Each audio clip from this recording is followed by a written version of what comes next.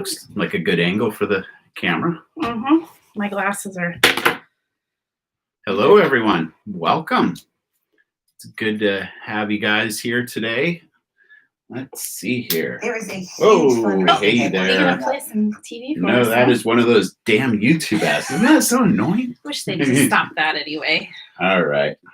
Well, for the sake of making this video very efficient from the get-go, if you're viewing it after the fact, we're going to jump right in. We are Ben and Rebecca of Outliers Overland. We live in Alaska. For 12 years. Yeah. We have been traveling the state for 12 years, give or take. 2010. Yeah. For sure. We used to spend about 75 nights on the road traveling in our camper or motorhome. Yeah, we had a Class A back then.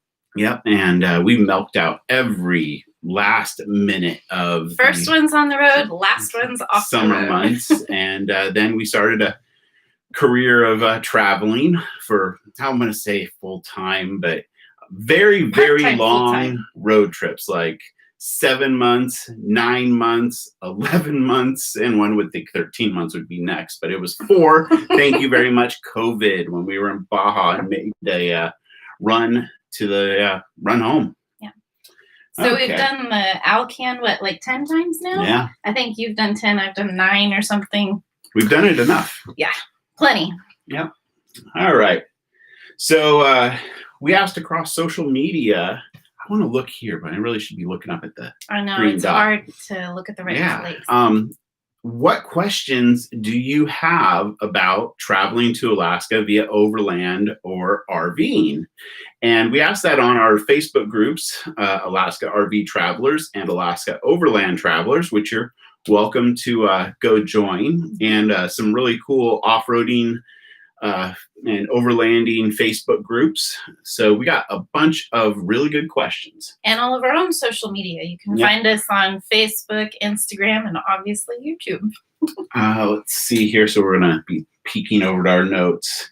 The order in which we're going to be asking the questions that I'm calling them preloaded because we gathered them in advance is start in the natural order. Like, for example, planning a trip, crossing into Canada, then traversing Canada and the Alaska Highway, and then once you get into Alaska. So it just seems like the natural order because not everybody lives up here like we do. All right. So, we're also going to do our very best to pronounce everybody's names correctly. It's one of the hardest things with traveling and producing videos. So we're going to do our very best, and just there's mispronunciations do happen. Somebody noticed your baby face, babe. You've shaved. I shaved. They like it. I like it. I don't know. The gray was good for a while, but I mean, you looked good with the beard too. Yeah. I'm biased, though. You look good everywhere. okay. Well, first question. Pretty much everybody has been asking this one. When will the border be open to non-essential travel? Did you bring the magic ball? Yeah, exactly. We do not have the answer to that. This has been an unprecedented year. Yeah. It killed Alaska tourism. Like our Airbnb suffered because of it. Big time. But some sectors did do well because the Alaska tourists, like in-state Alaskans, came out, and our campground was full here in our town of Seward, which was quite shocking that there were that many people. It was pretty amazing to see the local support come out for the businesses. But then it was a ghost town Monday through Friday. So no, we do not know when the border is going to open to non-essential travel. I do know it has the same restrictions have been extended into October 21st, and they keep revisiting it each month. On the 21st is when things go into effect, then about 5 days prior. But I think most of our Canadian friends say until after the new year we can expect it to stay this way. But one has to look at the natural progression of this virus that is causing all these issues right now. We're just going to leave it at that. So eventually it'll go away. Yep. All right. Robert Lee asked, for the families that want to RV, is a towed trailer or Class C better? Okay, so we had this discussion the other day, and we had a hard time answering it truthfully, just like we do anytime somebody asks, would you go travel trailer or Class C? I personally, with kids, I think it's really nice to have the motorhome because then the potty breaks would drive me crazy. Potty breaks, I gotta go snack potty. breaks. Pull over every 20 minutes. And when you have that much ground to cover, it'd be a nightmare. Potty breaks, snack breaks. They can sit at the dinette, buckled into their seatbelts, and play games, color, have snacks, whatever. Stay occupied. Yeah, and if you do a Class C, you've got the bed over the cab. You've got your bed in the back for mom and dad. And there's a bunch of Class Cs these days that even have bunks. So you can have 4, 5 kiddos, still room for mom and dad, and you haven't pulled out your couch or your dinette doing that. So you don't disrupt daily life. The perfect addition to that would be towing a small vehicle so you can get around easier, because once you do set up camp, it is nice to be able to jump in something smaller and go exploring. But that's where the travel trailer is great, because obviously you're going to have a vehicle pulling said travel trailer. And travel trailers have more room. That would be the one argument I'd make for them as a family. You're going to have more room in a travel trailer. A motorhome, some of that space is taken up by the driving component. But it's a very, very long journey, and I would personally lean towards a motorhome and the ideal situation of having a tow vehicle. Yeah. The one also thing I want to talk about when it comes to trailers is that, I'm just going to say it, Lippert frames. If you have one of those 2-axle, I think, is the ones that are going to primarily have the problem. 2-axle travel trailers or fifth wheels, the frost heaves in the roads just break off those leaf spring hangers. They just tear up the trailers up here. So it's not even the tires. Everybody talks about, bring 2 or 3 extra tires. Yeah, if you have a trailer, the tires seem to tend to blow more, but it is actually the axles that take. Well, not the axles. It's the leaf spring hangers off of the frame. Yeah, the welds break. They take a real beating up here. Okay, Elizabeth Epling, what is the best kind of RV for a camping trip? Very similar to the last question. Yeah. I would have to say, if you're a traveling couple, and a slide-in truck camper. 100%. Oh yeah, totally 4-wheel drive in case you want to get to a little bit of a nice knoll to camp on. Even allows you to come early or later. You can drive it around, and Alaska is a land of adventure, very much like Baja. So mobility is crucial. So we would say a slide-in truck camper if you're an individual or a couple. And we actually have a lot of friends who, they own trucks or fifth wheels down in the lower 48. Yeah. They travel around even with their motorhomes sometimes, and they get a truck and a slide-in camper. They call it their summer homes, and they come to Alaska in a summer house. Yeah, this is so much easier to tow up here, or not have to tow up here, and then have a truck with a camper on the back. There's a handful of people who have fifth wheels. They park the fifth wheel for this trip, and they do the slide-in truck camper. It's genius. Yeah. Martin Overberg asks, Arizona to Prudhoe Bay, is 2 months enough? If you're lucky enough that you can give it 2 months, that would be amazing. That's totally doable. It's doing that in 2 weeks, which is mighty unrealistic if you want to have any quality of life when traveling. Yeah, but you can make it up in a week and back in a week. We've done it multiple times where the Alcan takes 5 days, and then, to Arizona would be another day or 2. So you could do 2 weeks of travel up and down and have 6 weeks up here. Or balance it all out. Some hard travel days, some slow travel days. Pick your areas that you want to enjoy. It's not impossible, though. You can't spend a week in every place, but you could enjoy yourself totally.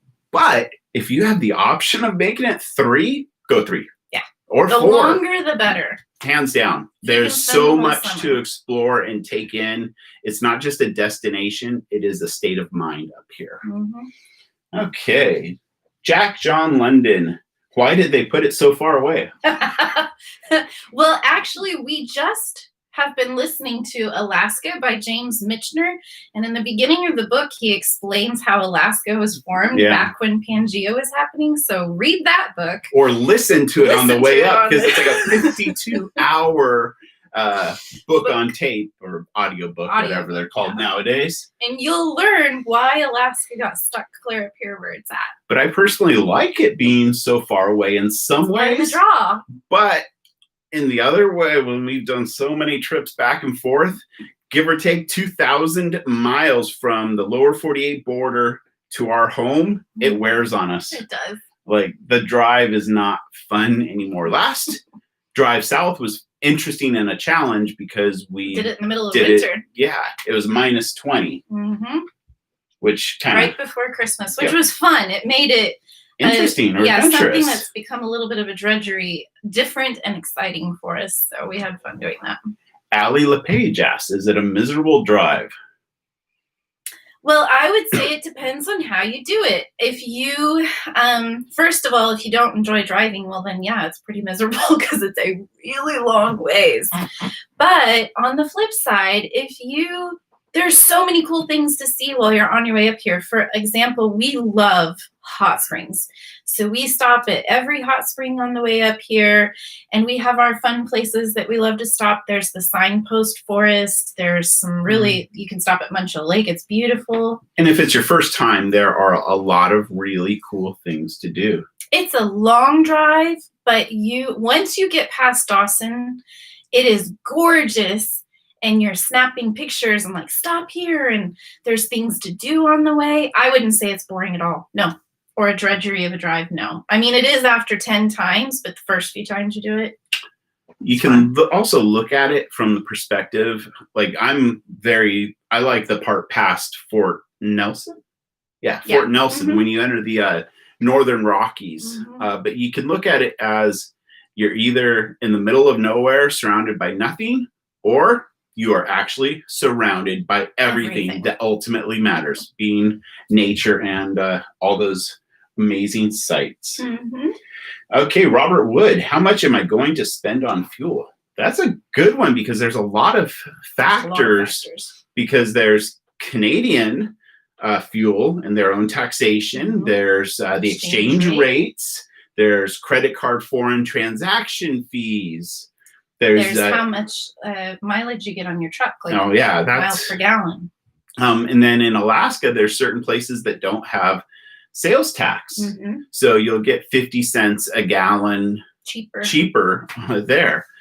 But I'll tell you that on most of our trips in Denny that we have now, gets 11 miles to the gallon. And from home to the top of California or Las Vegas-ish kind of area is usually $1,200 to $1,500 for us. Yeah.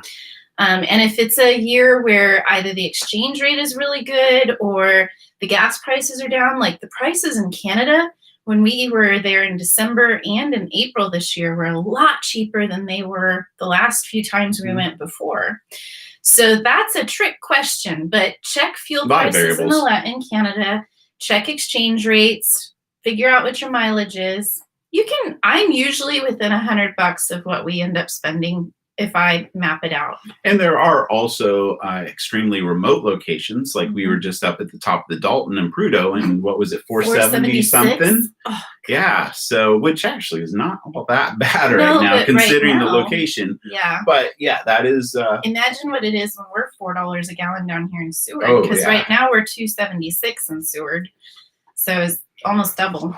Philip Harrison, how far apart are the fuel stations, summer and winter? Good. So the main towns, so we'll just say starting at Dawson Creek. You have Dawson Creek, which kind of sprawls right into Fort St. John, and then you'll do a fuel stop at Fort Nelson. These are talking summer months, and winter months for that matter, because it really wasn't all that different in the winter. No, but in the summer months, you'll find the little lodges, the mom and pop places that have the world's best cinnamon roll type of deals that have tanks, and they do. Still open. Yeah. But generally speaking, 310 miles, I think, is one of the longest stretches, and that would be Fort Nelson to Watson Lake. So if you If you can do 310, or if you carry in a couple of extra gas cans so that you can make 310, you're fine. But in the dead of winter, you're going to need to be able to make that 310 with the fuel that you have. Yeah. But that is pretty much the longest stretch in between fuel stations, because there is the Haynes Junction, but Beaver Creek has fuel if you need it, and then the push to toke. Kind of our rule of thumb, you know, if you haven't done the road before, is don't pass a gas station. Yeah, but the Within big reason. towns is where you're really going to be needing to stop. So, Travis Faraday, how can I get a vehicle to Alaska if I cannot get into Canada? Well, there are two ways. So we recently looked into both, one for maybe a little bit of a scenic trip and the other for a little bit more of a cheaper way if we could not get our truck out this year. Yep. One would be the Alaska Marine Highway. It's a very scenic approach, more of your traditional ferry, but I don't know the exact cost, but I wouldn't be surprised if it's in excess for our vehicle, $3,500 to $5,000. Then that would probably might even only get us like Haynes or. I actually priced us out from here to Bellingham, and it was $45.89 for our 21-foot rig. So we're short. We're like a regular pickup truck in terms of length for the ferry. Yeah. So the other option would be a barge. A lot of people ship their vehicles to Alaska when they move up here. That, I'm going to take a guess. When you look, that would be probably about half the price. It was like $2,200 to $2,400 for our truck. The downside is you don't get to go on the barge and enjoy the ride. You have to fly down. Yeah. And I did chat with our neighbor whose son has shipped his travel trailer down on the barge. So that is an option. You can ship truck and travel trailer or motorhome on the barges. It's obviously more expensive. So we kind of covered Eric Olson's question, cost of the ferry. But the Alaska Marine Highway is a really cool website where you can actually get an estimate right on the website. This is kind of a humorous but yet serious one.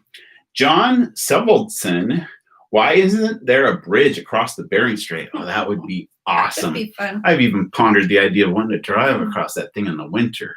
But that would be a seriously ridiculous expedition. That cost what ours cost. Well, if we could pull that off, money would not be an issue. That's serious adventure right there. Well, also, if you want to get a little bit deeper, why isn't there a bridge? Well, you know, if Seward did not buy Alaska back in the late 1800s or mid 1800s, you got to wonder what the world would look like. What would the world be like if Russia had a presence on this continent? And if they still had that land, I guarantee there would be a bridge between there, and who knows what language we would even be speaking or what the world would be like. The World War I, World War II, the Cold War. We're getting into some deep stuff on history. So, but yeah, I would love if there was a bridge. That would be awesome. My understanding in terms of building bridges up here where it gets really cold and we have ice movement is that the cost of building bridges that have to have pylons down into the ocean when they have to be basically like icebreakers is just astronomical. So to answer your question, it's just financially not feasible. A tunnel, on the other hand. Now that would be pretty awesome. That would be really Wouldn't cool. be very scenic, it could be like the channel crossing from England. If they can do it in Europe, we can do it here. Let's start working. But that would mean two countries actually cooperating. And that doesn't happen. Well, England and France did. Okay. Balthazar Mandrake and Michelle Burns. When is the best time of visit? Pros and cons of each season would be good to know. And they plan on driving up the west coast of the United States to the top of the Dalton. Cool. Best time of year to visit. Weather, hands down, July. Yeah. It's the best. Summertime is the best. Yeah. But if you want the winter experience, you totally can do it. Yeah, it's totally doable.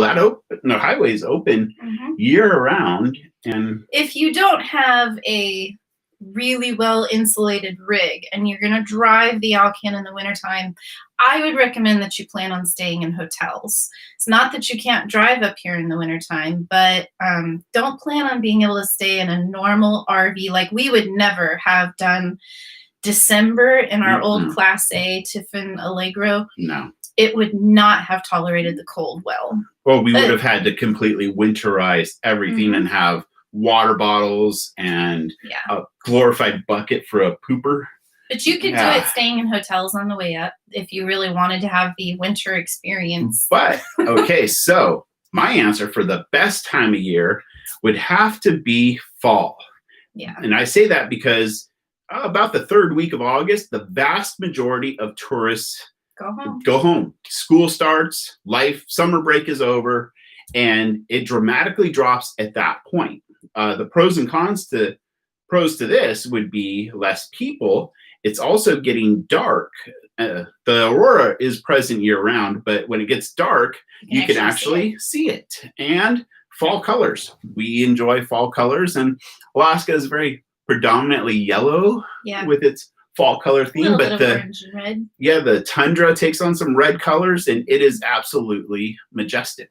It is. So if you could plan something September-ish, that would be pretty good. And keep in mind, in our area along the coastline here of Alaska and South Central, we are in a rainforest. So September is actually kind of a very miserable, rainy experience. Edwin or Leana, what months are best to go to avoid snow and ice as much as possible? April would be the earliest. And then, to avoid it, September. So stay between those two and you should be fine. Okay, moving on to crossing into Canada. And keep in mind, we have not had a chance to look at the ones coming in live. Yeah. But we will. Okay, Kathleen Kohler. A friend suggests carrying a shotgun. I understand there are certain regulations when driving through Canada with firearms. So for safety and protection, should we bring a shotgun? Well, when traveling in state of Alaska, we always have guns with us. We don't necessarily have to. I don't feel afraid for my life from wildlife. Human incidences?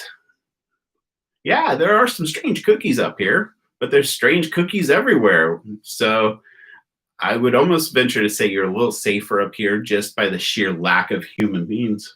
Yeah. But yeah, the long guns like shotguns and rifles, you can transport through Canada with a declaration. This is funny. Chris Tiedman asks, where is the nearest Tim Hortons?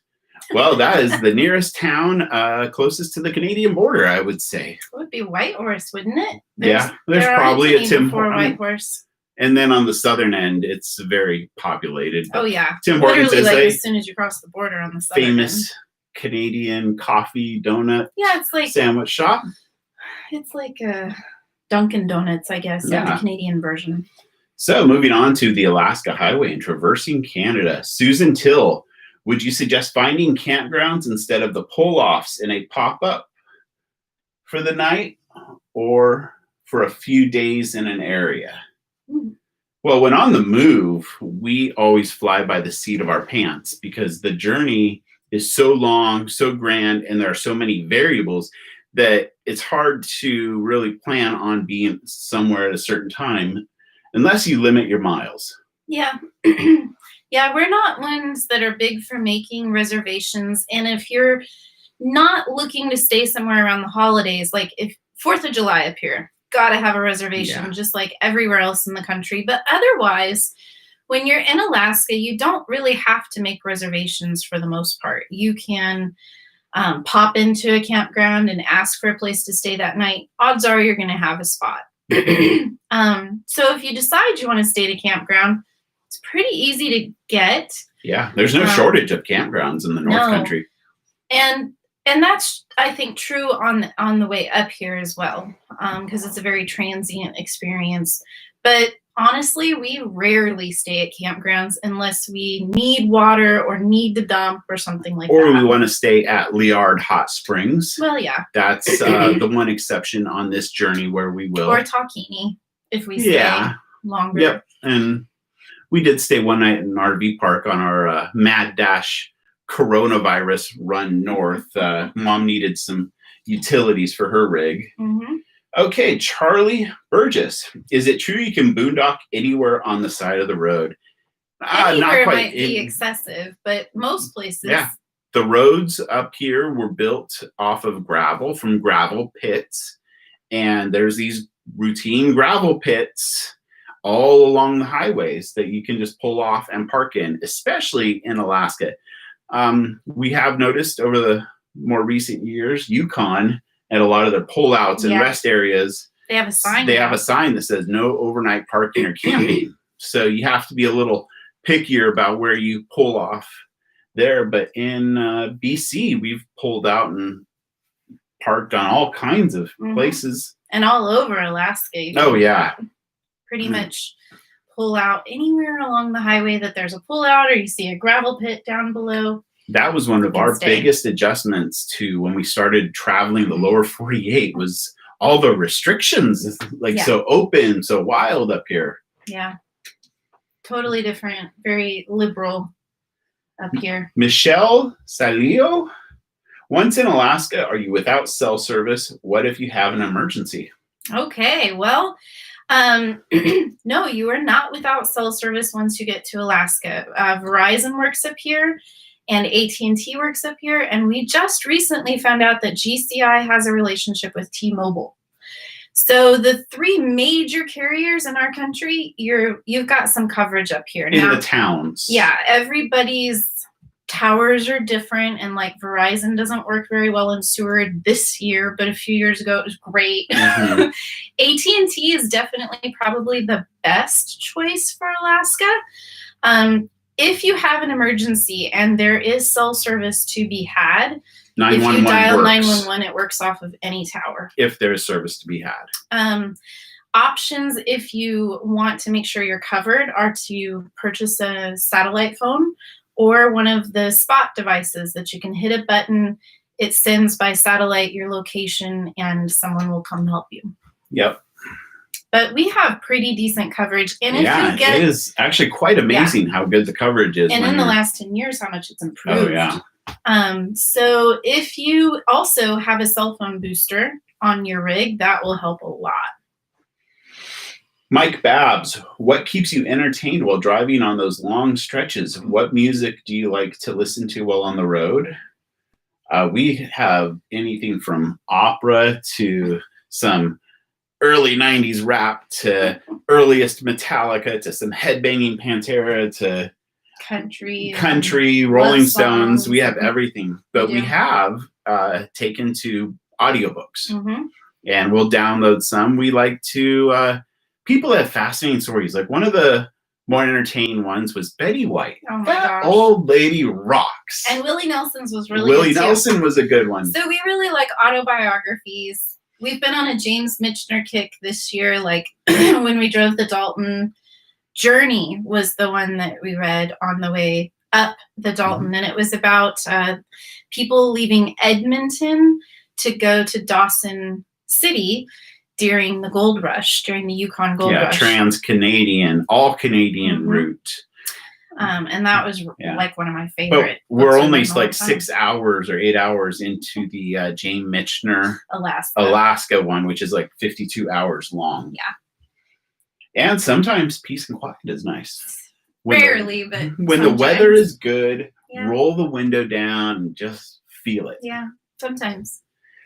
Okay, Tim McNeil, can you see the frost heaves far enough in advance to slow down? Usually. Yeah, a lot of them are marked with little orange pylons or flags. Then you get to read the road, but no matter what, you will be bouncing along. Okay, I got the groove on these 45 miles per hour. Then a rogue one comes and throws you. So yeah, you have to have your game face on in certain stretches. Frost heaves are very location dependent. Yeah. Donald Volmer asked about truck stop safety. Well, the truck stops are not really like what you would see truck stops in the lower 48 on the I-40 or on the I-80. They are pretty much gas stations, and they have a gravel lot, a lot of space, and they are usually very welcoming to people pulling in and parking for the night. Yeah. The thing that you'll find about Alaska is that the vast majority of Alaskans, on some level or another, rely on tourism as an income source. And so they're quite welcoming and very friendly in general. And then to tourists, they're very happy you're here. You're making their year. So we don't find that you have bad experiences or a rough time up here. And it's relatively safe as long as you're out of like Anchorage and the valley, Matsu Valley. Those are kind of the two places you have to worry about safety here. Yeah. Otherwise, human population centers, just where there are humans, there are inherent issues. Problems. But otherwise, as long as you practice good common sense that we all know when we're traveling, you're fine. Kim Brazil asked if we will be able to see the northern lights in June. You know, if you're far enough south, it's the aurora waves from the solar flares pass over at the right time between like 2 a.m. and 3 a.m. You might be able to see it in the middle of summer. But if you really want to see the aurora, plan on a late August or September trip. When you think about when solstice is June 21st. So that is the day of the year when parts of Alaska have absolutely no darkness. So the farther you can get away from that date in either direction, like if you come in August, we actually start getting some darkness late at night, you know, like 1 a.m. It'll start to be pretty dark and you have a chance of getting outside and seeing it. But June's going to be hard because it's so close to solstice. David Manpearl asks, can you realistically have a quality Alaska vacation staying 100% on paved highways? Our Class A RV drives terribly on gravel and washboard roads. Totally. Absolutely. Yeah. There's going to be some dirt roads that lead into campgrounds, which we're all used to having to put up with. But you do not have to do top of the world highway, which is probably one of the more common dirt road gravel adventures. But over the years, I think the really bad stretch from the up towards the Canadian border is now paved. Yeah, you still and the have Canadian to do dirt side, there's to get to chicken. Yeah, there's definitely some dirt, but also got to keep in mind road construction. So the amount of time every year that they can repair these roads is short. So I wouldn't be surprised if you encounter 2 to 5 mile stretches of torn up road that they are working on. Yeah. But you can totally stay on the highways. Oh, yeah. We have, I mean, you can do the parks, the Richardson, the Glen, down to Valdez. Yeah. The whole Kenai Peninsula is all paved. No problem at all. Totally doable. Lisa Hicks, we are renting and staying 2 weeks. How long would you say to allow for Anchorage, Denali, and Homer? Yeah, if you can do that in 2 weeks, that is actually pretty good because you don't want to rush your vacation, but you also have to remember how large this state is. So I'm just going to take a guess. Homer to Denali is probably 600 miles, give or take. Yeah, that's just shooting off the hip. Mm-hmm. So there's a lot of distance to cover, and you don't necessarily want to, if you only have a little bit of time, spend it all driving. No. That really defeats a lot of the purpose. We tend to tell people, think about doing, if you've got 2 weeks, pick one. Do the interior or do the Kenai Peninsula. Yeah, 12 days is close enough to 2 weeks. Yeah. And the one thing I would say is spend as little time as possible in Anchorage. Don't count on a lot of time for Anchorage. Go to Costco, go to the fuel station. Pick up any supplies or anything you need. Make it a supply stop. It's a resource. Yeah. Maybe go to a museum if you really want to. Go to one there and then get the heck out and get to Alaska. Doris Ekman and Michelle Burns. Where's the salmon fishing and what kind of fishing can I do? Oh, there's freshwater and saltwater fishing. Mm-hmm. Salmon runs are very time dependent. Doris, I think, was asking right now, and I think you could probably, if you work it, find some silvers off the beach here in Seward and various late runs. And silvers are the last fish to run, but in the lakes, you can find trout, Dolly Varden, little grayling. So if you want to bring up a fishing rod, like a nice little ultralight with 4-pound test would be a lot of fun. You also have to keep in mind you need fishing licenses. If you want to fish in Canada, BC has their own license. Yukon has their own license, and Alaska. Yep. But the ocean is amazing for fishing as well. Yeah. Big halibut, big salmon, lingcod. And you can definitely fish from the beaches of the ocean and the rivers and the lakes. I would encourage you, if you really want to experience a great fishing trip up here, go out with a guide. It's a couple hundred or a few $100, depending on if you do freshwater rivers or if you go out on the ocean, or you can even do a fly-in trip and go fly fishing somewhere. It'll greatly increase your odds of success. Yeah. And you're going to have a lot more fun because they'll put you on the fish and you'll get, to really experience it. So that's something that if you like fishing, this is the place to spend your money on a fishing trip with a guide, because it's really worth it. There's a saying that's pretty accurate, that 10% of the anglers catch 90% of the fish, leaving 90% of the anglers to only catch 10% of the fish. And I hate to say it, I am a little biased because I guided up here, but it makes a big difference to have local knowledge. Because in our travels, yeah, I get lucky every now and then, but I've gotten skunked so many times camping on a beach in Baja, just casting out some lures or trying this and that. I don't have the local knowledge, but occasionally we do get lucky and catch fish when you're traveling. Sis, yes. Do you eat bear meat? We have. Yeah, we have. We had that bear pate once from Ivan. Yeah, that and also kind of bear unique. roast. Yeah. It's good if it's harvested at the right time of the year. Typically, a spring bear is one that you want to eat because they haven't been eating fish all summer. So if you get a fall bear, they tend to taste like fish. Yeah. So a nice spring bear is pretty tasty. Or a blueberry bear from the interior. But hunting is a big part of Alaska culture. Yeah. We have never gotten one ourselves, so we've never had a lot of bear meat. And it does take a bit more processing than most meats. Yeah. So it's not something we've done a lot of, but it tastes good. They are a cousin to pigs. Yeah. Okay. Micah Joseph, are the women pretty? Well, I'd say just like are asking if the men are handsome, but the odds are good, but the goods are odd up here. That's exactly what I was going to say. Is everybody jokes because I don't think it's quite so true anymore, but back in the kind of Wild West heyday of Alaska, the ratio of men to women, there were lots of men and a few women. And so the joke was that women had their choice of anyone they wanted because there were 10 men for every one woman.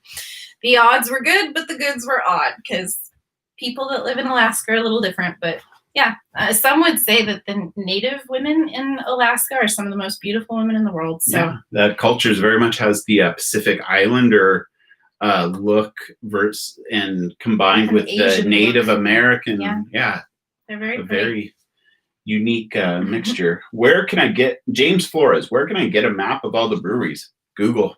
Yeah. That almost all the breweries are going to be somewhere where there's self-service. Mm-hmm. So you can just get on your phone, Google Maps, type in breweries, and there's plenty of them up here. All the major towns now in Alaska have a brewery. Yeah. So and I do know that if you can't hit all of them, apparently the Seward Brewery carries on tap from a whole bunch of different breweries around the state. So you could come to one place and try a bunch of different beers. And I only know that because we're local and we have a friend that's really into beer, and she told us that. Okay. Yano Defi, is it cold there? Yeah, I would say, depending on where you're coming from, sure. Our summers are very much like a winter in Southern California. Well, the thing is if you go up to Fairbanks, it can be 90 degrees during the day. And you could need air conditioning. But then you could come down to, the Seward, rainforest, and it's raining and 45 on the same day. So what I would say is pack for all kinds of weather and pack to layer. So in the morning, you might need your t-shirt and your sweatshirt and your rain jacket. And by afternoon, you're all the way down to just your t-shirt. One other fascinating thing about Alaska is we're at such high latitudes. the sun is generally lower on the horizon. You're in the lower 48, the sun is going to be directly above you for the most part, and it's going to beat down on your head. So just like your surface area of what is actually getting hit by the sun is greatly reduced. When it's low on the horizon, the sun hits you at this whole broad side, and it feels so much warmer. Yeah. But on a good positive side, if you're into photography and videography, golden hour lasts forever. And in addition to that, because of the sunshine, be sure you bring sunscreen, because you might think you're coming to the Arctic and you're going to be bundled up all the time, but some of the gnarliest sunburns come out of this place because, like Ben said, the exposure to the sun is pretty significant, and it's closer to you when you're up here. Jeffrey Sublet asks, what is a good 12-day itinerary? You know, I think 12 days, if you divvied it up, 6 on the Kenai Peninsula side, 6 for the interior, you could do the whole loop from Anchorage on up the Parks Highway, over the Alaska Highway, and on down the Richardson and Glen. And yeah, 12 days. Yeah, you could totally do it. Yeah, so maybe think about a trip up the parks and a trip down around the peninsula, and you'd probably kill your 12 days pretty well. Okay, Jason Goodwin, this is the last of our prepared questions, and then we'll jump into the comments section. We've seen them all rolling in. Thank you. Jason Goodwin asks, RV antifreeze or compressed air? Are either one of these adequate for winterizing in Alaska? Not necessarily a winter or a RVing to Alaska question, but we did both on our motorhome. The expedition vehicle is completely different with the way we winterize it, because it's like very easy in so many ways. Well, plus we have solar, so it's not like it has to be plugged in order to kind of keep a bare minimum warm in there. But with the RV, we always used antifreeze, and Ben blew out the lines with compressed air and drained the tank, and then you can do the bypass for the water heater, so you don't have to get that RV antifreeze into your water heater water or your water tank water, because that ends up being a nightmare of getting out, and you don't want to go drinking that water because it's glycol. Yeah, but it is very doable, and amazingly enough, with all the years we owned Nellie up here, we did not blow any lines. So, okay, moving into the comments, Dee asks, I own my RV, but I'm unable to get out to the lower 48 as I hoped. She's an Alaskan. What do you think about flying down, buying a used RV to buy in the lower 48 and selling it up here next spring? If you are in that position, do it. We've actually talked a lot about leaving. You know, we answered the question earlier, what would you recommend as an ideal rig for Alaska, which is a truck with a slide-in camper. And we've talked a lot about getting a slide-in camper for the truck we keep here at home and making that our Alaska rig, and having something that we keep in the lower 48. Or, like you said, bring it back up here in the summer. They're worth a lot more in Alaska than they are in the lower 48. We sold our motorhome in a matter of 3 days, and it was springtime. Springtime is key if you want to sell anything in Alaska. If you have a motorhome and you want to do a grand trip and then sell it up here, do a trip in April to May, because Alaskans buy that stuff pretty quick. That's a great idea, though. Guillermo asked a Baja question, which we probably should do one of those, a video like this about Baja, because we've traveled it quite a bit. But is a 2015 van too new? No. Especially if it's like a Ford or a Chevy. And we're asking for like ultra low sulfur diesel purposes? No, just easy to fix. You know, like vehicles from the 90s, more parts availability. Okay. Let's see here. Yvonne, we have been doing very well. Thank you so very much. Let's see, are you visiting Europe in the future from Albert? Oh, I would love 100%. To visit Europe right now. I'd love to visit anywhere other than here right now. We are chomping at the bit to get anywhere. Yep. Oops, I bumped the camera. Yeah. Sorry, guys. Yes, Europe is definitely on our agenda. We're a little unsure of future plans right now. A lot of it's probably going to be dependent on who opens up first and where the heck we can get to. Right now, Mexico and Guatemala are opening, so we're starting to look south. Yeah.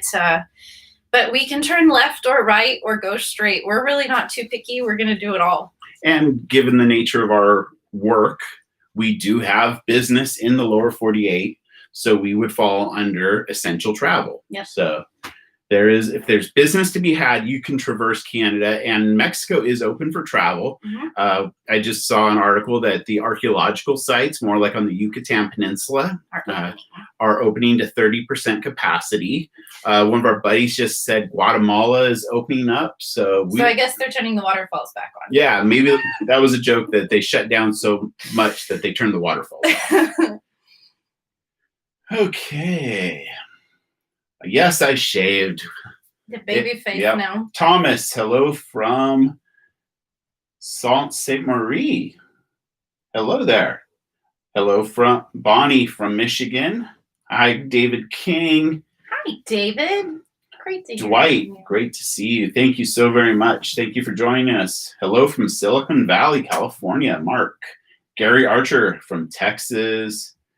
Dwight, not this year. Well, hopefully next. Making Adventure. Do you guys plan to head south this winter? I think we addressed that one. We are going to stick around until middle of October because we would like to qualify for the PFD, which is the oil dividends that Alaskans receive. And since we've been in state this long, we are going to stay our 6 months and 1 day to legally and legitimately qualify for it, because this tourist season was enough of a hard hit for us that you never know, it might be worth our while to stick around. We're here. We might as well finish it out. Yep. Dan says hello. Hey, buddy. Washington Slug, when are you guys going to get healthy? Oh, yes. Got to have those spammers. I'm sure I could critique that person if you have hereditary heart disease or all kinds of other things. Dan Burns. Hey, Gary Gadget. You have a new younger man. Shaving a haircut. We'd love to camp with you. I told Ben when he cut his hair the other day, I'm like, you're going to start making me, I'm 5 years younger than Ben. And I was like, you're going to start making me look like I'm robbing the cradle. He looks like a baby with no facial hair. Gary said they shipped roll-on, roll-off from Anchorage and then took an all-inclusive cruise. So perfect. That would be a great idea. That's always a fantastic idea. Joked about how nice it'd be to catch the cruise from Vancouver, Canada, to Seward, Alaska, which is where we live. So it'd be like taking a cruise ship home. That would be pretty cool. Get off the boat and drive to the house. Timothy, is your mom enjoying Alaska? She did. She had a great time up here. She actually went back to the lower 48 a few weeks ago. She just was not ready to do an Alaskan winter. And I can't blame her because we're heading out too if we can get out of here. The idea of sticking around here all winter, we love it, Alaska in the winter. It's beautiful. We've done enough of them, but we have seen the other side, and we like it a lot. I can't argue that I'd much rather be somewhere where we can be out in the sunshine and swim outside every day and go for walks and bike rides without snow and rain and ice. Sitting around here staring at each other all winter. Yeah. But she did really well. She had a great summer, and she's getting settled. But she's in the lower 48 now and back to her traveling in the Class A motorhome and living life to the fullest. It helps now that we kind of know like how the virus is being handled. I think it feels a lot better now. Easy now. Hello from Texas. Dad Cam. Hello from Alberta. Sissy. Hey from Alabama. You guys are getting some weather down there. Yeah. Stay safe. Yeah. Scott Mulroney. How is the state bird of mosquito in July? That's very dependent on the location. You could go out to a swampy area right here in the middle of September and in our town of Seward and get into bugs. But generally speaking, later in the year, there's going to be less bugs. That's why we say driving the Dempster or Dalton is best in August. September. Yeah, hands down. Yeah. Okay. Making Adventure, bad mosquitoes. Yes, they are from Alaska, so they have some feedback there for Scott. Mm-hmm. Georgiana, he lived in Anchorage and loved it. Wow, you guys were here in 77 and 80? That was the Wild West. Alaska was still Wild West back then. Yeah, we hear some stories from the old timers. We're kind of jealous we didn't. I was here in 89 as a kid just for a few weeks. But we're kind of jealous that we never got to see Alaska when it was really, truly the wild, wild west. It was pretty tame by the time we got here. Doug, hello from Virginia. Mike Fortune, good to see you. Nice haircut. Oh, it's just a shave. I'm still he won't let us cut crazy. The hair. No, nothing says. But he did comb it. Yeah, and I just got out of the shower. Yeah. But nothing says I'm a traveler and I live life to the fullest, like crazy hair. I don't know. I just like it. And plus, it's gone out this long from COVID. I might as well grow it out all the way again and donate it to like one of those cancer charities for children's wigs. Yep. Okay. Ricky, hi. What fuel do you find to be more of gas or diesel? Well, you'll find both. Both. Yeah. Yeah. The commercial semi-traffic on the Alaska highways is very present. A lot of Alaskans have diesel. And in the winter, it's treated with anti-gelling from the pump. Spring and fall, you might get a mixed batch that's not treated. Be prepared there. Yeah, if you get a cold snap, you might want to have a little bit of it with you to treat the fuel, because after a certain point in time, they don't treat the fuel itself anymore. So something to think about. Tom Noga, hello from Illinois. Hope you're doing well there. Andrew Buchanan, are you guys considering getting another dog? Can you share the pros and cons of traveling with a dog? We are.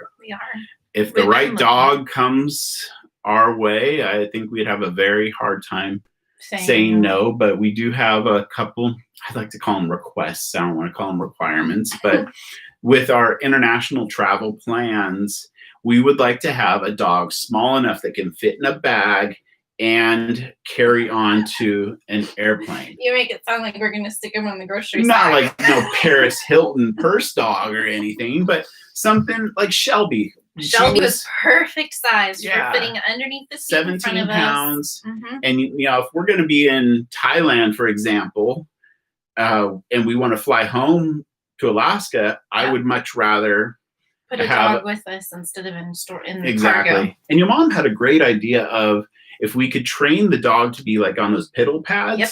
So for those really long plane flights across the ocean, if we could like get the piddle pads and somehow do it in the bathroom, that would be a very nice thing to have a dog trained. And we also want to do that for the EV because we have found like Remington and Shelby both, they had to go outside to go potty. They weren't piddle pad trained. And we think it would be really nice for nighttime to have a dog that's piddle pad trained. You could set a piddle pad on the floor of the shower and let them do their business there so that if you are limited by weather or if you're a little worried about like the sketchiness of where you happen to park for the night, there are times where we both go out because we don't want to be alone outside with the dogs at night.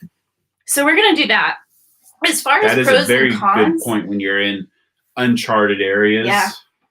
But as far as pros and cons, if it kind of depends on the type of travel you want to do. If you're staying, in your area where you're not going to be flying at all, then size really isn't so much of an issue. Although, like, we took Sitka, my mom's dog, with us this past couple of years in the expedition vehicle, and he was just a little bit too big for the EV because he could not get comfortable. No, he couldn't. I mean, he could lay on the bed and be comfortable. That was about it.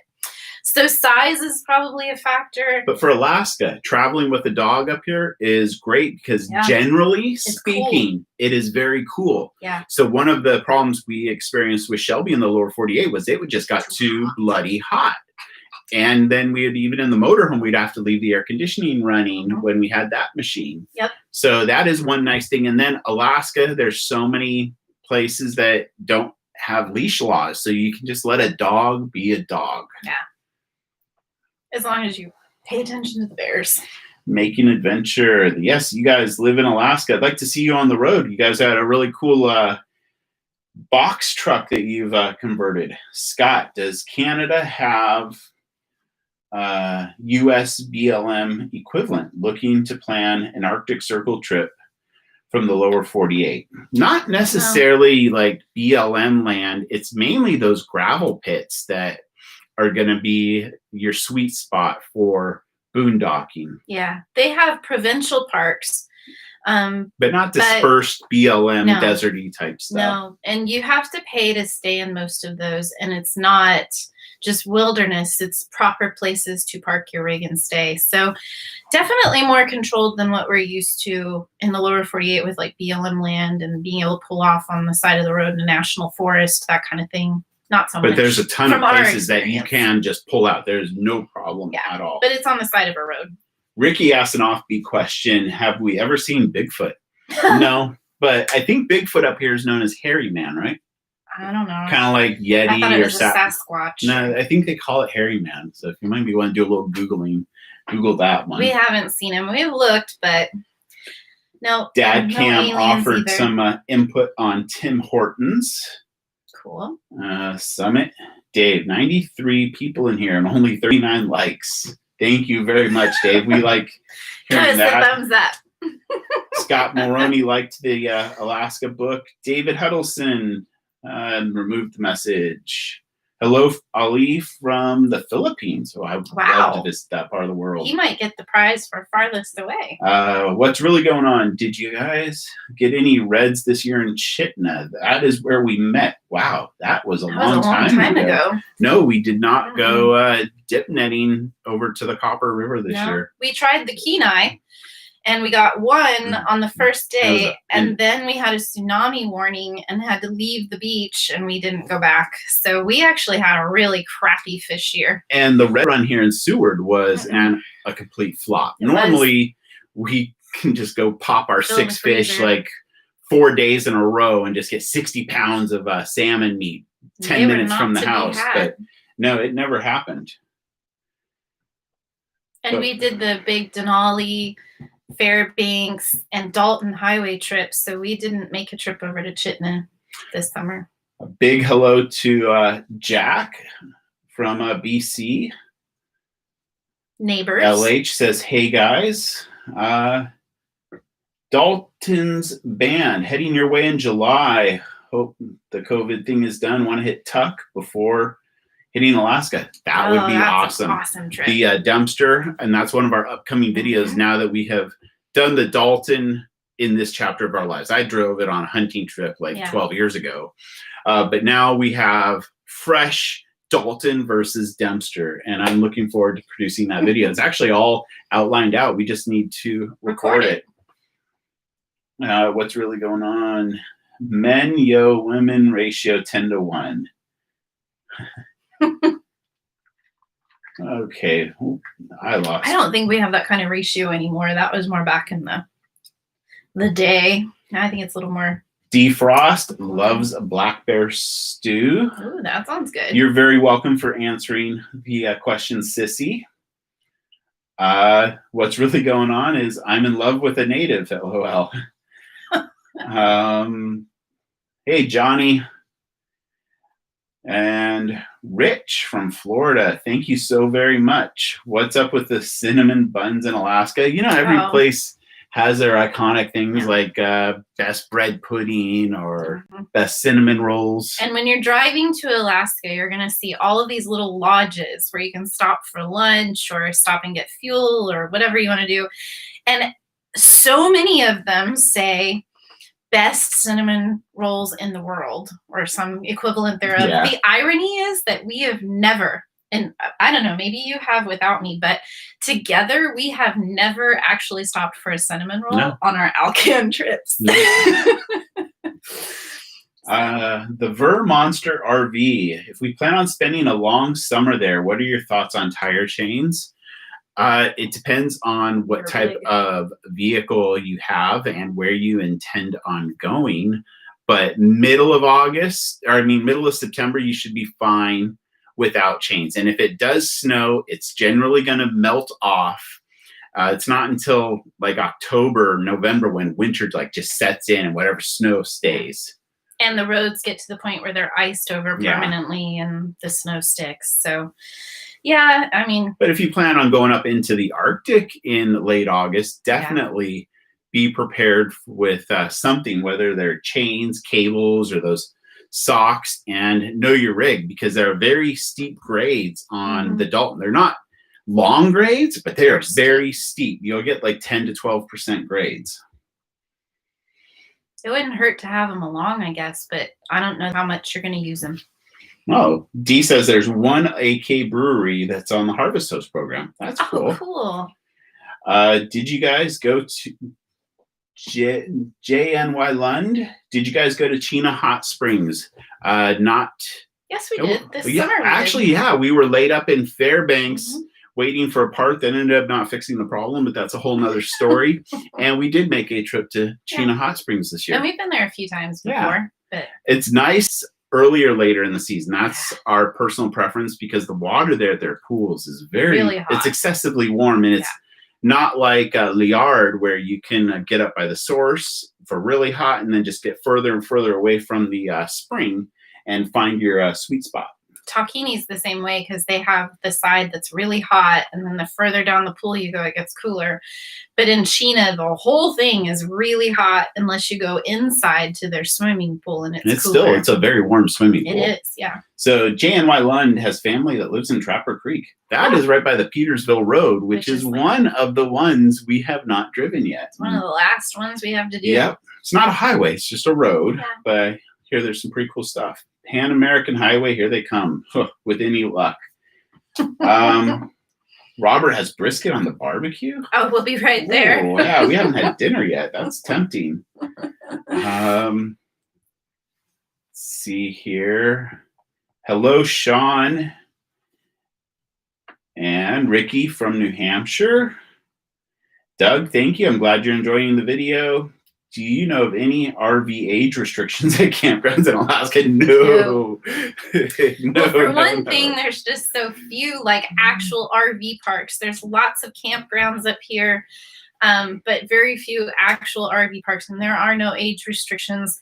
I don't even think there are any that where kids can't stay, and there's definitely none where you have to be 55 plus. Yeah, none of those pretentious restrictions like you will find in Florida or Arizona based off the age of your camper or even the age of you if you were not a senior citizen. Now, I think that if you're visiting Alaska and you want to stay in their RV park, they're more than happy to have you. Making Adventure asks, but is racism a big problem we need to worry about being a mixed couple traveling through Canada? No. I really don't. Canadians are like very nice and 2020 and I haven't seen a lot of it. And when you get to Alaska, we have a lot of mixed couples in the sense of Islander Pacific, Pacific Islander. And then we have a lot of, we have a large Native population, so we have a lot of mixed race couples on that front. So I really don't think you're going to run into it. We don't have a huge African-American population, but we have a lot of other, it's a very diverse environment up here. Yeah, I don't see any problems traversing Canada or even going and exploring the lower 48. I'd like to say it's 2020 and we can all behave better than that BS. One would hope. One could hope. Leah, were you guys camping near Kenai Fjords in 2018? I swear I saw your vehicle when I was working AmeriCorps in the park. Well, we've never actually camped in the campground in our... We've been down there at times for different stuff.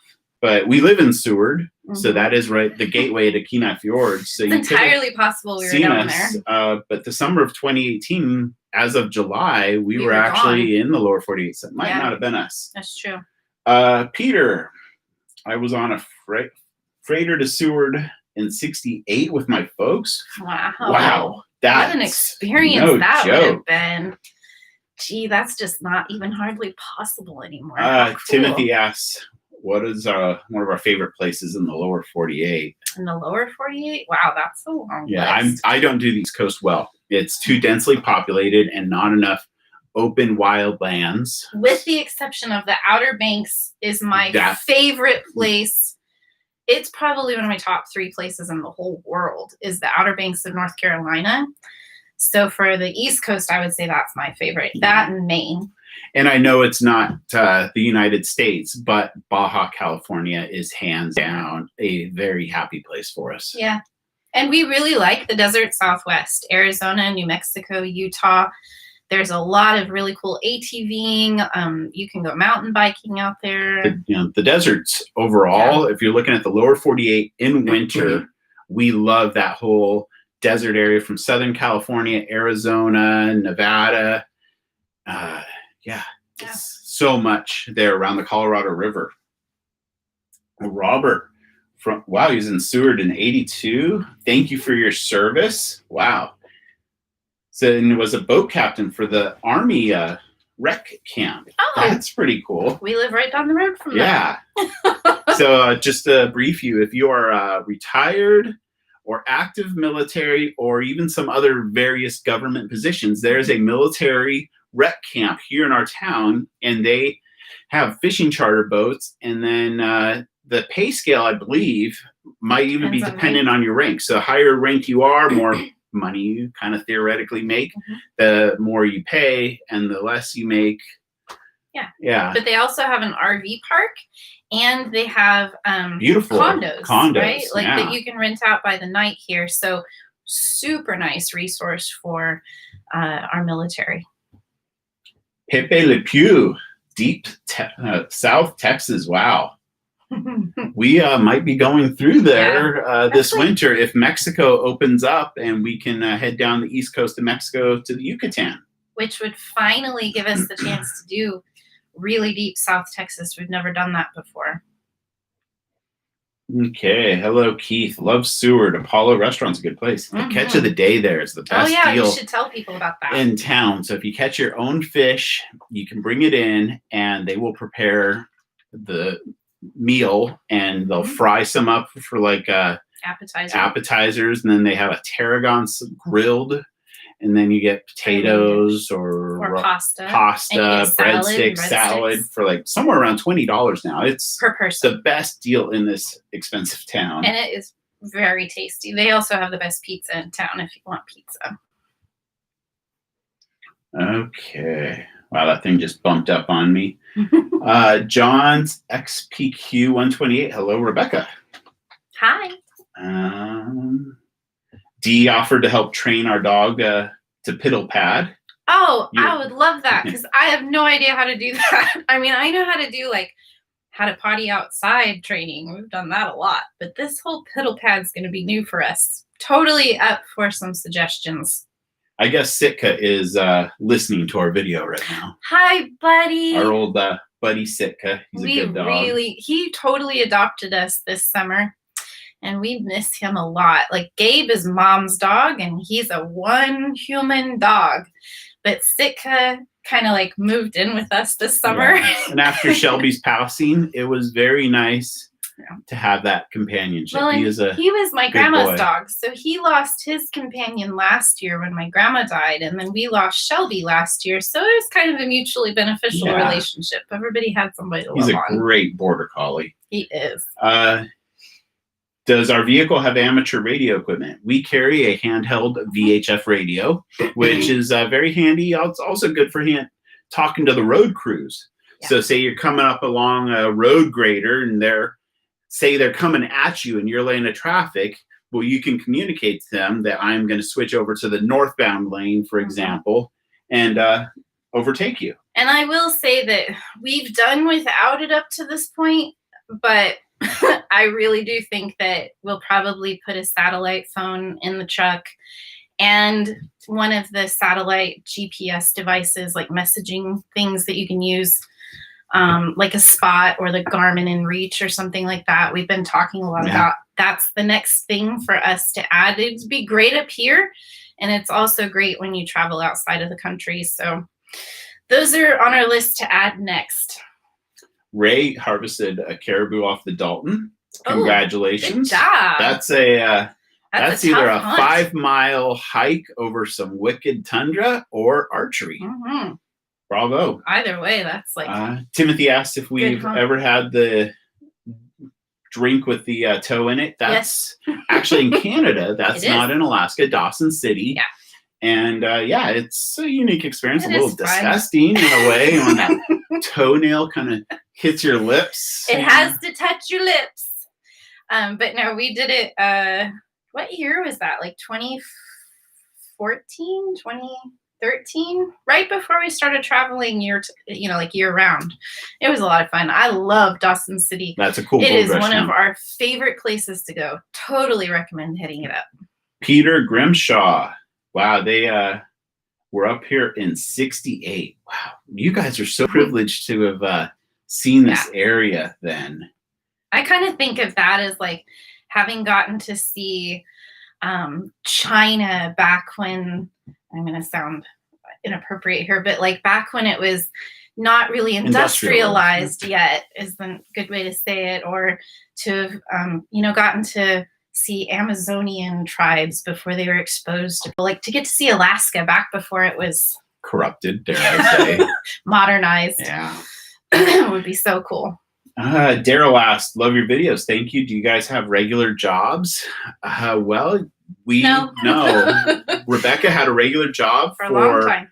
Many years, and 3.5 or so of this YouTube traveling journey that we have been sharing with you. She worked for an Alaska Native corporation up here, and that gave me time to work on the YouTube channel and build that up. But right now we do anything and everything and whatever it takes not to have a regular job. That does not mean we do not work. We work 40 to 60, sometimes 80 hours a week on our own efforts.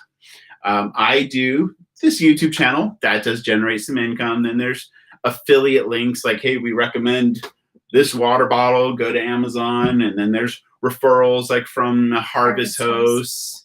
I do stock video footage. So in our travels, I have collected a lot of video footage, and I upload it to this site called Black Box, and it then puts it out to like 3 or 4 stock agencies. So it's kind of leveraged, and it's nice waking up to emails where like, oh, you earned $15. It's like, wow, thank you. So, but that's just, a few $100s a month right now. But it's all about pennies, nickels, dimes, and quarters to add up to that buck that you need to responsibly exist. Yeah. And well, we also have some real estate. We have a bed and breakfast. Yeah, we have a bed and breakfast. Minus the breakfast part. It's an Airbnb. Yeah, and we haven't ran it every year that we've owned. But when you quit your job, yeah, we kind of needed the $40,000 that can be generated off of our 2 downstairs bedrooms and that apartment over there on that part of the house. So I run that in the summertime. Obviously, it didn't go so well this year. And then I also, when I left this job, I started selling bra replacements. So who would have thought women's breasts and bras would have saved our household income saved this us year? This summer. Like literally, we count on $40,000. We're regular folk just like you, and to make that off of our Airbnb stuff in 3 months, that is a very crucial aspect to our household. Income. And then selling bras has more than well, they're not bras; they're bra replacements. Okay, sorry, not my department. Properly. I just sign out now. Okay. But, no, it's online, and it's been something that has really saved our hides this summer. So, Jerry, hello from New York City. That was a fun experience when we camped on the streets 2 blocks from Times Square. That was fun. We want to come back and do that again. That was an awesome experience. Robert also got a moose. Nice. That's tasty. Yum. Maine. Yes, Scott, we like Maine. We love Maine. Camden, Maine is one of my favorite places in the world. I haven't even hardly spent that much time there, but it's just so pretty, right by the water. I could live in Maine. W.R. Begley, looking good with the shave. Thank you. The Fryway, Outer Banks. Yeah, I love that place. Oh, I do too. That's another place I could live. Hello, Mark from Canada. Thank you. Pepe Le Pew. Yeah. Oh, so you are in Brownsville. That is right there on the very southern tip of Texas where we would potentially cross. Okay, cool. Wow, it's great to see how many people have been here in the 60s and 70s. Peter, awesome. Okay, so we're getting to the end. Peter also likes Utah, Arizona, Colorado. Donna, hello. Keith, hello. Okay, then Keith, you're welcome for taking us along. Last chance for questions. Making adventures. Stephanie wants to know what bra replacements are. Well, shoot Rebecca a message on one of our social media platforms, Facebook or IG. And I never knew that women hated underwire bras so much, but that's because he doesn't have to wear them. Ooh. Okay, later.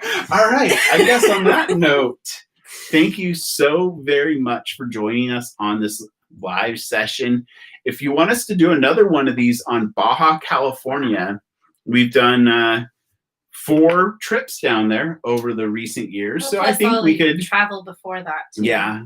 We've spent a lot of time misspent youth traveling down there for fishing trips. But yeah, we could lend some very good information. I think it'd actually be a lot of fun because this one was fun. This is fun. And Baja is really fun. All right. Well, that is a wrap. Thank you so very much. Yeah, I had a really good time doing this. We need to do this more often with you guys. Thank you all for coming and spending some of your Sunday evening with us. We always enjoy you guys. Hope this was a good time. 5 p.m. Alaska. I know it's getting a little late on the East Coast, and I know our Australian and European friends are just going to have to catch it later, but we will see you on the road. Bye, everybody.